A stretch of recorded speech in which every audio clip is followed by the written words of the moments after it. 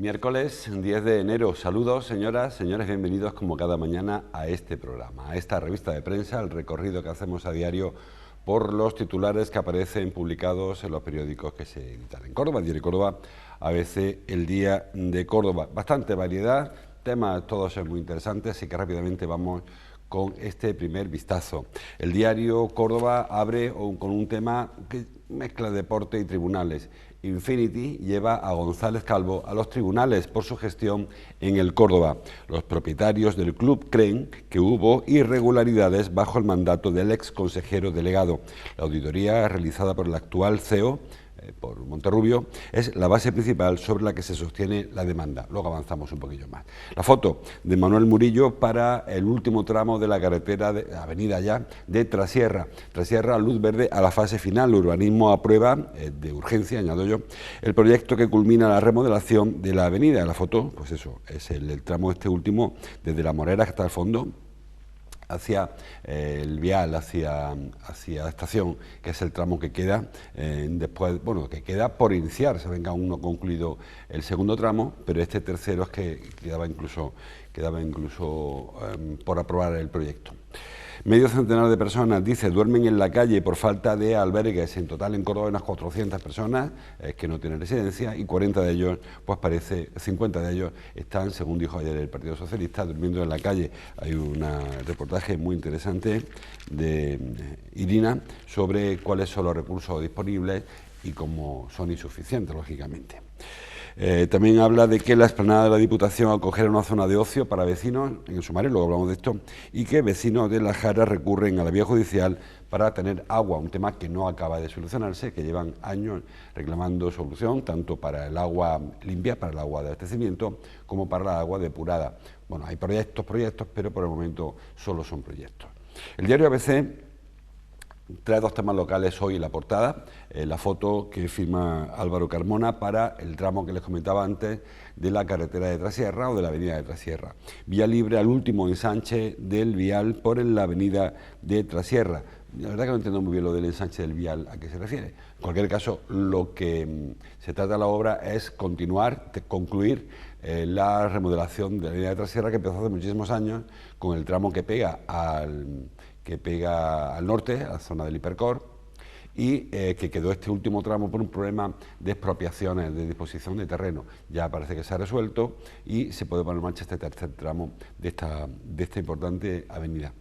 Dice la información que Urbanismo aprueba de urgencia el proyecto y la obtención de los suelos necesarios para zanjar la última conexión pendiente desde hace décadas. También habla de que la ampliación del Museo Arqueológico arrancará a finales de este año. El Ministerio de Cultura prevé licitar la obra que duplicará su espacio en el tercer trimestre, aunque lo supedita a que exista crédito adecuado. No tampoco hay presupuesto, por cierto, en el Gobierno central, tampoco los hay en la Diputación, la única, por cierto, en Andalucía, que no tiene presupuesto, de las 8 provincias andaluzas, y tampoco hay en el Ayuntamiento, o sea que este año se ve que le ha pillado el toro a todo el mundo.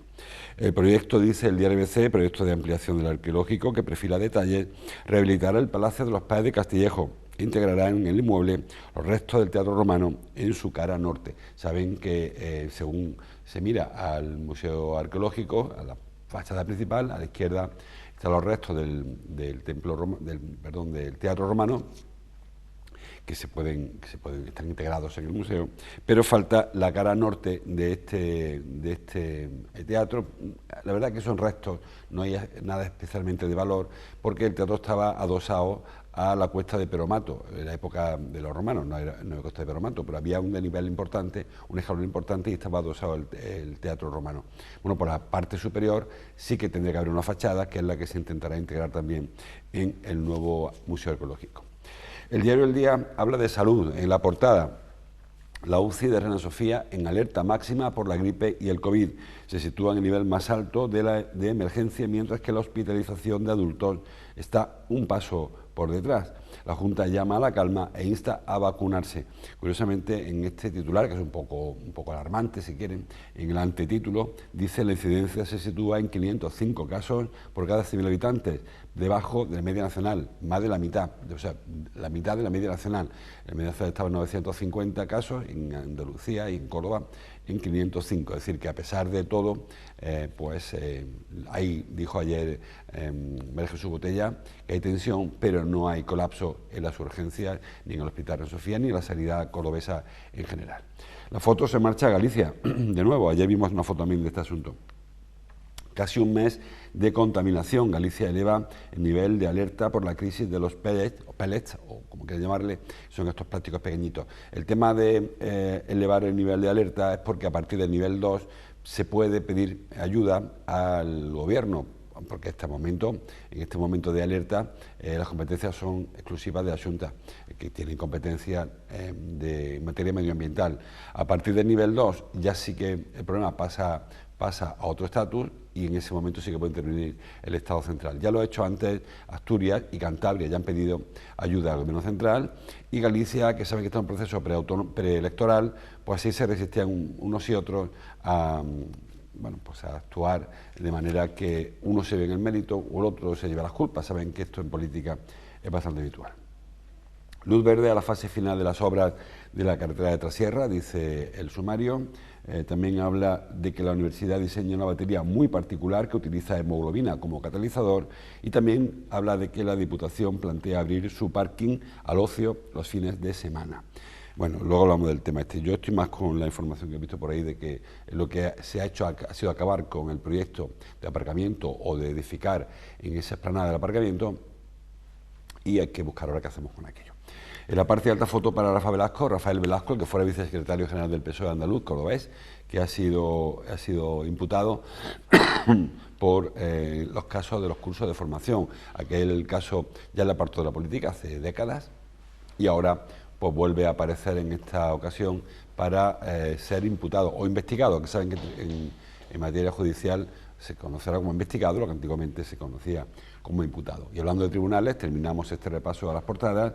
Infinity ultima una demanda contra Javier González Calvo, ex CEO del Córdoba, CEO, director general, el CEO que llaman los finos, el director general del Córdoba Club de Fútbol. Bueno, empezamos por ese asunto, lo leíamos también en la portada del diario Córdoba. Infinity llevará a los tribunales a González Calvo por su gestión en el Córdoba Club de Fútbol. La verdad que ayer hablaron los compañeros de distintos medios con Javier González para preguntarle que qué sabía de esto. Él asegura que él no ha recibido, ayer por lo menos, ningún tipo de burofax en el que se notifique ningún tipo de querella o de demanda o de denuncia o de lo que fuera. Pero también dijo, que no lo descartaba, porque dijo, conociendo el pelaje de esta familia, pues no lo descartaba. Bueno, esta familia, le recordamos a Javier González que durante mucho tiempo trabajó con ellos. Saben que González Calvo tiene un bufete de abogados que se llama Crown, que se encarga de los intereses de Infinity, que es un grupo de inversores en España. González Calvo es extremeño, como saben, y, como les digo, gestiona intereses del grupo de inversión de Infinity, que es capital bahreiní fundamentalmente. Bueno, pues en ese lío acabaron todos en el Córdoba.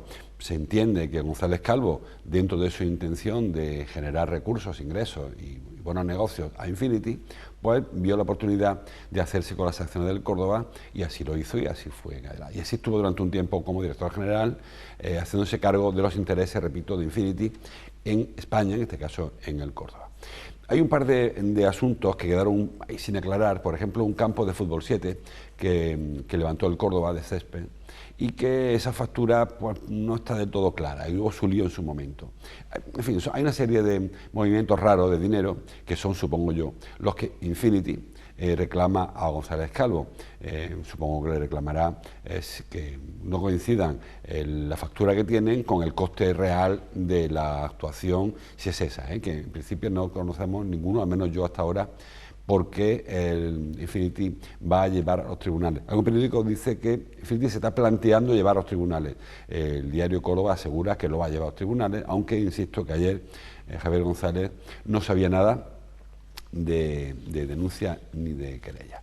Hay una auditoría que realizó el que ahora es el sustituto, el sucesor, el heredero de González Calvo, Monterrubio, de Fernández Monterrubio, que es donde ha aparecido pues esa discrepancia entre un gasto y una factura. Pues a partir de ahí, Infinity, supongo yo, que intentará primero por la vía amistosa, vía de la conciliación, cobrar lo que entenderá Infinity. Digo, estamos especulando, porque no sabemos exactamente el concepto, pero parece que va por ahí, que le pedirán que le pague la diferencia entre lo que costó y lo que pagaron ellos, y mientras que Javier González dirá que no, que costó lo que costó y lo que fue la factura coincide con el gasto. Por ahí parece que va un poco los tiros, aunque habrá que esperar a que vaya avanzando la investigación y ver si se presenta o no esa denuncia o esa querella contra González Calvo. El segundo asunto que también nos quedamos con el diario Córdoba es el tema de los albergues. Decía yo antes que la información del diario Córdoba asegura que los albergues están saturados en plena ola de frío de Córdoba, información que firma Irina Marzo. Habla de que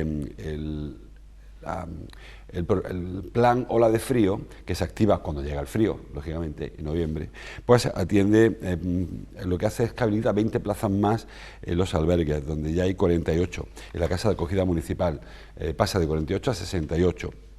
Además, dice Irina en esta información que hay 40 plazas y 20 más en la Casa Madre del Redentor, que es la de Cálitas, y también hay 200 plazas en total de la red EAPN de la Fundación Don Bosco y el Hogar Sí.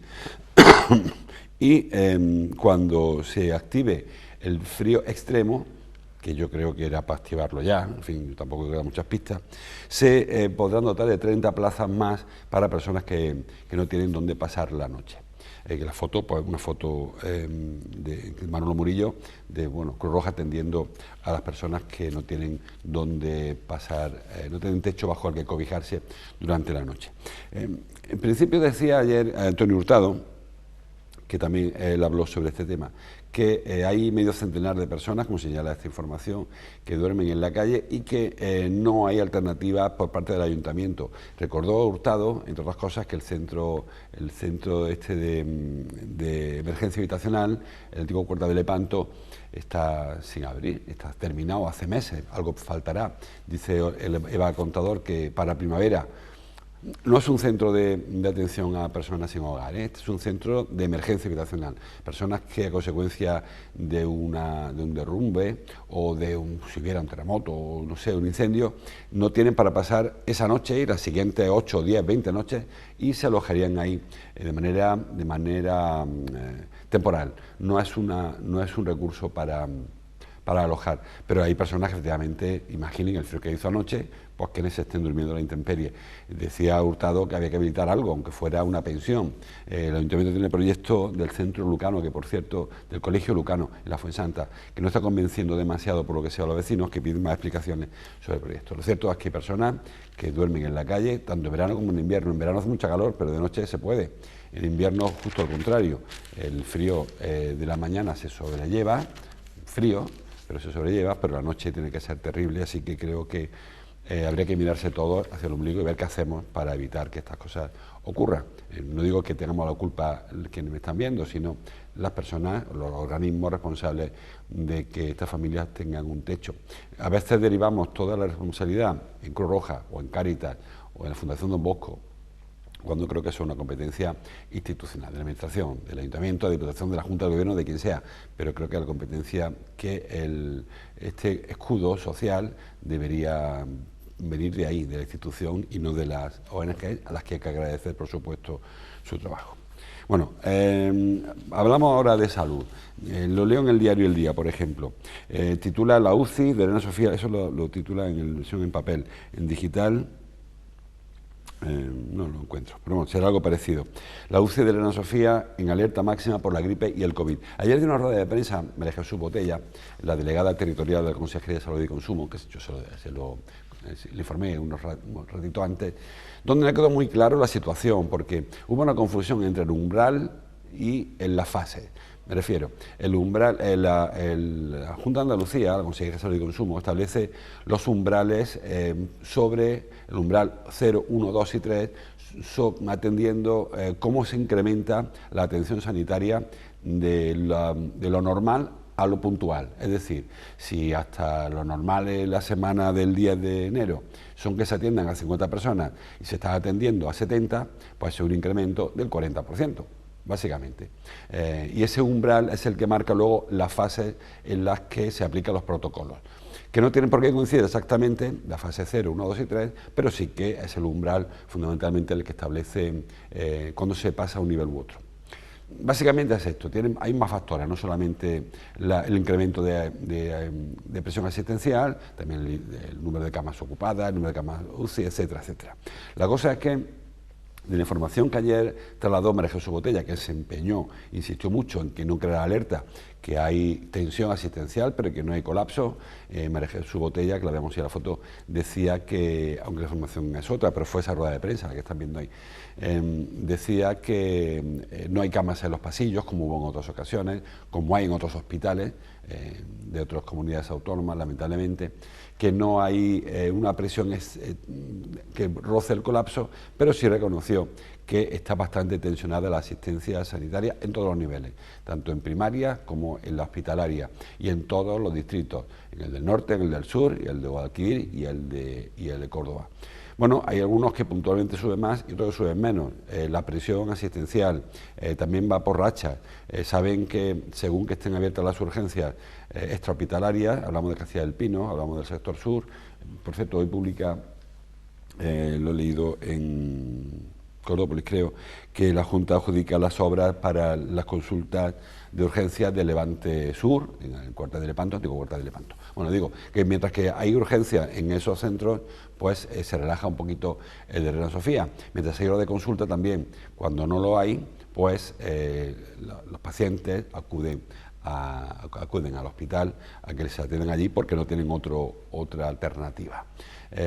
Hay un asunto, de la tensión, de la presión asistencial, que creo que sin culpar, sin señalar a nadie, porque en principio creo que hay bastantes responsables de que no se pueda atender a todos los pacientes, pero sí que tendremos que mirarnos todos, cada uno en nuestra parte. Por un lado, la Administración, y creo que además es responsable, lógicamente, porque si se produce un colapso es porque no hay personal suficiente para atender las consultas en atención primaria y las urgencias extrahospitalarias y las urgencias del hospital, y también porque quizás no se han puesto medidas preventivas para evitar el colapso. Estamos con pleno debate de las mascarillas. Evidentemente, el uso de la mascarilla no va a evitar el colapso asistencial, si es que se produce, pero hombre, algo ayudaría. O las campañas de vacunación, decía ayer Catalina García, la consejera de Salud y Consumo, que no se puede obligar a ponerse mascarilla mientras que se deja voluntariamente el tema de la vacuna. Hombre, no es lo mismo. La vacuna sí que puede llevar un efecto para algunas personas, la inoculación del virus, mientras que la mascarilla siempre es inocua. Es decir, que creo que sí que habría algo que hacer, habría que intentar evitar que el colapso se produzca con medidas preventivas, con medicina preventiva. Y luego estamos también cada uno de nosotros. Hay personas, bueno, que son más rápidas que otras a la hora de acudir al médico, en lugar de esperar la primera cautela. Ayer, por cierto, cuando se hablaba de la autobaja, esta propuesta que iba a partir del Ministerio de Sanidad, que consistía en que cuando la persona se encuentre mal, pues él se dé la baja, ¿no? se autoconceda una baja. Decía ayer la Junta de Andalucía que, hombre, que tiene su peligro, porque igual tú piensas que tienes una gripe y lo que tienes es otra cosa, una infección, y te produce luego, que tiene que verte un facultativo para darte la baja o para atenderte, no solo. Hombre, hay veces que si lo que tienes es un malestar así pronto y una fiebre y moqueo, creo que ahí somos capaces de diagnosticarnos inicialmente la gripe, y si en un día o dos no te ve el médico, a lo mejor habría que, no remite, habría que cuidar al médico. Digo con eso que hay muchas cosas que se pueden intentar ir haciendo y, entre otras, por ejemplo, construir este tercer punto de urgencias extrahospitalarias, porque en la capital de Córdoba apenas si hay dos, como les digo, el de las setas, Castilla del Pino, la seta, y el del sector sur. El resto de la ciudad, bueno, tiene que acudir a Reina Sofía, con lo que eso provoca de colapso. Decía por ahí un periódico, lo he leído en el diario Córdoba, que la UCI de Reina Sofía pasa a la fase más crítica de ingresados por gripe, COVID y neumonía, lo que contaba antes. Se supera el umbral del 35%, es decir, que se están atendiendo al 35% más de personas que lo habitual, y eso le hace pasar a la fase 3. ¿Significa que hay un colapso absoluto? En principio, afortunadamente, no hay camas en los pasillos y se puede atender a los pacientes convenientemente, aunque, lógicamente, cuanto más personas haya, la atención será peor, lógicamente, eso nadie lo duda. También he leído, no sé dónde lo he leído, que ya está la mitad de los pacientes ingresados en la UCI son a consecuencia de infecciones respiratorias, más de la mitad. Bueno, pues es lo que toca a esta fecha. Tampoco vamos a sorprendernos de que el invierno haga frío y de que la mayoría de los pacientes que ingresan a los hospitales tengan que ver ahora con infecciones respiratorias, de las vías respiratorias, consecuencia pues la gripe A fundamentalmente, el COVID y las neumonías que provocan fundamentalmente la gripe y la COVID, porque saben que son patologías distintas. Bueno, más cosas. El tema de la carretera de Trasierra, lo hemos hablado muchas veces, la carretera de Trasierra, que ya ahora se denomina Avenida de Trasierra, era la salida natural de la ciudad hacia el norte, hacia Trasierra y hacia el norte. Desde que se construyó la ronda norte, aún más es el punto de salida hacia la ronda de circunvalación o el trocito de ronda de circunvalación que tenemos en Córdoba. Se hizo por tramos. El primer tramo, el de la Coleta de Hipercor hasta los bloques del Pireo, se acometió en la primera parte de la actuación, que es la que están viendo ahí, que está en azul oscuro. Esta fotografía de Diario Córdoba, creo, sí.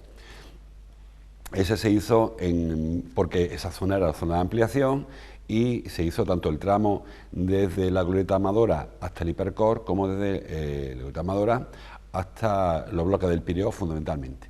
Luego queda el segundo tramo, que es el del celeste, azul celeste, que es el tramo que está actualmente en ejecución, que debió haberse terminado en verano, pero en fin, ha habido un retraso que no creo que le quede mucho, que es el tramo que va desde el bloque del Pireo, desde los bloques amarillos aproximadamente, los pisos amarillos, hasta la iglesia de la Morera, o hasta la plaza que es junto a la Morera. Y el tramo que queda es el tramo que ven en naranja, que es el último tramo ya, desde el cruce de Glorieta de la Morera hasta lo que en su día fue el paso a nivel de las Margaritas, que ya es prácticamente la glorieta de la Plaza de las Tres Culturas, la de la estación. Este tramo último no se unió al anterior porque había fundamentalmente un problema de disponibilidad de suelos. Son suelos de particulares, el Ayuntamiento intentó pues no ejercer la expropiación, sino negociarlo o intercambiar, permutar suelos con otros, y ha costado bastante más de lo inicialmente previsto disponer de suelos. Ya parece que sí, y lo que queda pues este tramo que ven ahí, una recreación que ven en el recuadro grande de ese tramito, y ya completaremos por fin, después de décadas. Recuerden de cuando se construyó, se empezó a hacer el primero de ellos, el que pega la Ronda Norte, que eso hará por 20 años prácticamente. Se completará esta salida natural de Córdoba hacia el norte, hacia la salida de la Ronda Norte y la zona de expansión de la ciudad. Es una zona además que comunica la estación de autobuses, la estación de tren y el centro de la ciudad con los barrios. Es decir que, bueno, hemos tardado mucho, pero por fin se aprueba la fase final. No significa, ni mucho menos, que la obra empiece mañana. Significa que el Consejo Rector da visto bueno para que el plan se ejecute. Ahora habrá que redactar el proyecto, habrá que sacarlo a concurso, luego habrá que adjudicarlo y comenzarán las obras. Sonamos muy cortito, pero también sabemos que la obra pública, por muy cortito que sean los tramos, igual esto lo vemos al final del mandato municipal. El primer paso se ha dado ya, que era con la aprobación, que fue con la aprobación ayer en la Gerencia Municipal de Urbanismo, aprobación por urgencia y de urgencia de esta fase final, de esa tercera fase del proyecto. Cuando nos presentaron la segunda pensábamos todos que llegaba hasta el final. Nos explicaron los arquitectos municipales y el jefe de planeamiento que no, que había un problema en el último tramo, el tramo donde está el estanco este de las flores, y que por lo tanto se quedaba pendiente. Bueno, pues ahí está, ya parece por fin que se va a concluir este proyecto entero. Me quedo en ABC, titula en su portada Cultura fija para este año el inicio de la ampliación del arqueológico. También es un proyecto muy antiguo, el de la ampliación arqueológico, que ya sufrió algunas otras ampliaciones, se vio bendecido por esas ampliaciones. En principio el Museo Arqueológico, que está, como saben, en el Palacio de los Páez de Castillejo, de la Plaza de Jerónimo Páez, pues ha ido ampliando y tomando terreno. El Museo Arqueológico, yo siempre lo digo, es la gran joya de la arqueología cordobesa. Es el probablemente el segundo museo arqueológico más importante de España, detrás del Museo Arqueológico Nacional, por la cantidad y por la importancia de las piezas que expone, y sin embargo pues no tiene un edificio a esa altura. Saben que además los distintos proyectos museísticos han ido ganando visitantes. Decíamos, recuerden cuando cesaron a la directora del arqueológico, a Lola Vaina, sacamos todos a colación que el Museo Arqueológico ha pasado de 20.000 visitas a 300.000 en las últimas 2 décadas. Pero aún así es un museo bastante desaprovechado desde el punto de vista tanto pedagógico, didáctico para los escolares, como para los investigadores. Y las visitas que llegan, bueno, son visitas porque es una zona muy de paso de la judería, del casco histórico, perdón, de la zona del casco histórico de Córdoba, y quizás tengan el encanto no solamente de las piezas, sino del propio entorno, ese palacio renacentista de los Páez de Castillejo y de, como decíamos antes, el Teatro Romano, que está a la fachada de enfrente, en la Casa Blanca aquella que ven al fondo, detrás. Ahí estaba el Teatro Romano, y la gradería, el graderío del teatro se utiliza ahora también como recurso museístico. Muy interesante esta ampliación, a ver si, como señala esta información, este año vemos el inicio de la actuación en este espacio. Más cosas.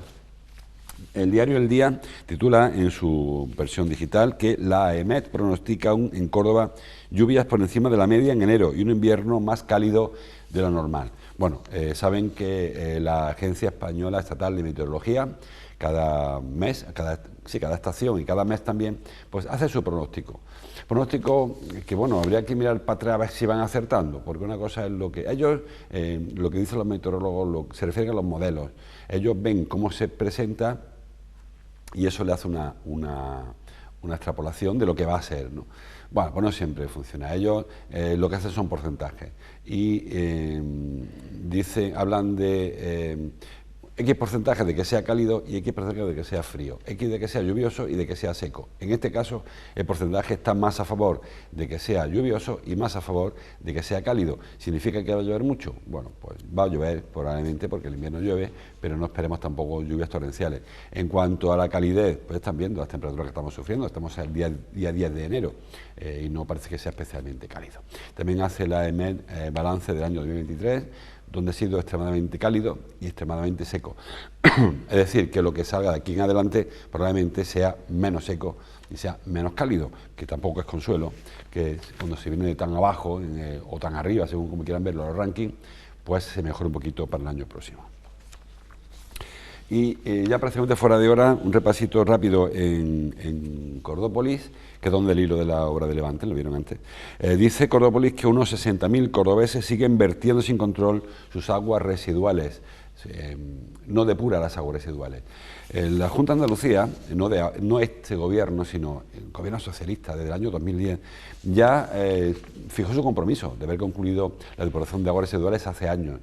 Todavía hay un 7% de los cordobeses que no depuran, no porque no quieran, sino porque en sus pueblos no hay depuradora y al final acaban vertiendo aguas residuales fecales sin control.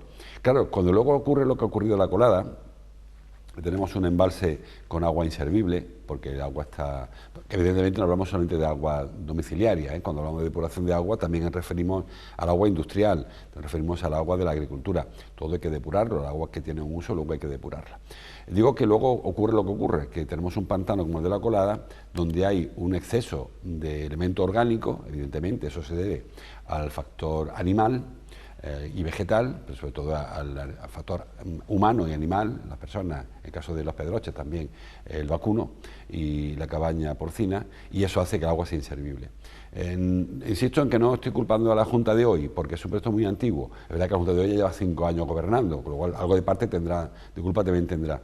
Nos recuerda esta información que hay municipios como Pozo Blanco, por ejemplo, que siguen sin tener depuradora. Ahí en total dice en Proaxa que hay 23 depuradoras pendientes de construcción en la provincia de Córdoba, que son muchas, entre ellas la de Pozo Blanco, que es importante. Y también importante, hablamos antes de Las Jaras o de Trasierra, de tampoco hay depuradora. Los vecinos de Trasierra tampoco depuran sus aguas y saben que eso provoca en ocasiones, no en concreto los del municipio, los de la barriada, sino los de las parcelaciones que están alrededor, pues contaminación cruzada, incluso como vimos hace algunos veranos, contaminación en el entorno del Bejarano.